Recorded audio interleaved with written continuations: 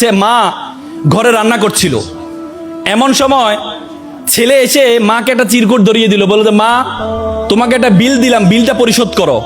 মা বললো যাও তো, আমি কাজ করছি। বলছে না মা, তোমাকে একটা বিল দিলাম, বিলটা পরিশোধ করো। মা কাগজটা খোলার পর দেখলো ছেলে লিখেছে যে মা তুমি রান্না করার সময় বিভিন্ন সময় আমাকে বিভিন্ন জিনিস আনতে বলো, এটার জন্য 100 টাকা বিল। তুমি আমাকে গাছে পানি দিতে বলো, এটার জন্য 100 টাকা বিল। তুমি মাঝে মধ্যে দোকানে পাঠাও, এটার জন্য 100 টাকা বিল। মা এটা দেখে দাঁড়ানো অবস্থা থেকে বসে যায়। বসে যাওয়ার পর বাবা তুমি লিখেছ? বলছে মা হ্যাঁ আমি লিখেছি।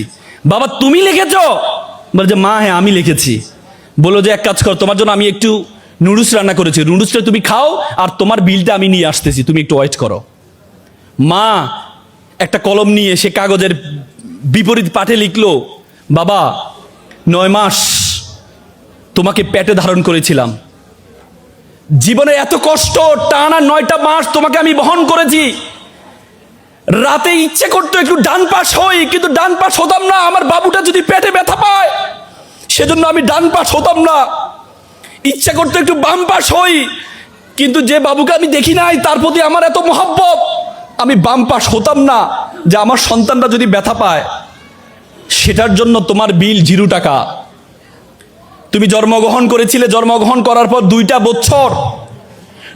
বছর যে পরিমাণ ঘুম ভেঙেছে আমার, যে পরিমাণ প্রায় 6 মাস টানা, 6 মাস পরিমাণ ঘুম আমি ঘুমাই নাই আমার সন্তানের জন্য, সেটার জন্য বিল 0 টাকা। তুমি পিঠা পছন্দ করতা, ওই দিন পিঠা রান্না করেছিলাম তোমার জন্য, পরিবারের সকলে পিঠা খেয়েছে, সর্বশেষ একটি পোড়া পিঠা ছিল, সারাদিন কিছু খাইনি, চিন্তা করেছিলাম পিঠাটা খাবো। তুমি বাইরে থেকে দৌড়িয়ে এসে বললাম মা এটা কি অন্য পিঠা, এই পিঠাটা আমি খাবো। আমি তোমার দিকে একটু তাকিয়ে আমার সন্তানের হাসি দেখে নিজের পেটের মধ্যে যে খিদা আছে সেই খিদার দিকে আমি তাকাইনি, সে খিদার দিকে আমি তাকাইনি, আমি তোমাকে সেই পিঠাটা দিয়ে দিয়েছিলাম। তুমি খাচ্ছ, আমার অন্তরের যে বাসনা, অন্তরের যে ভালোবাসা আমি প্রকাশ করতে পারিনি, সেই বিলের জন্য তোমার জন্য 0 টাকা।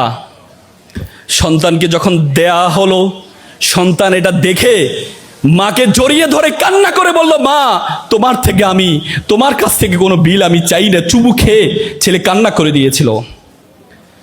আজকে আমরা প্রতিদান চাই, কিন্তু মা বাবার প্রতিদান তুমি কখনো দিতে পারবা না।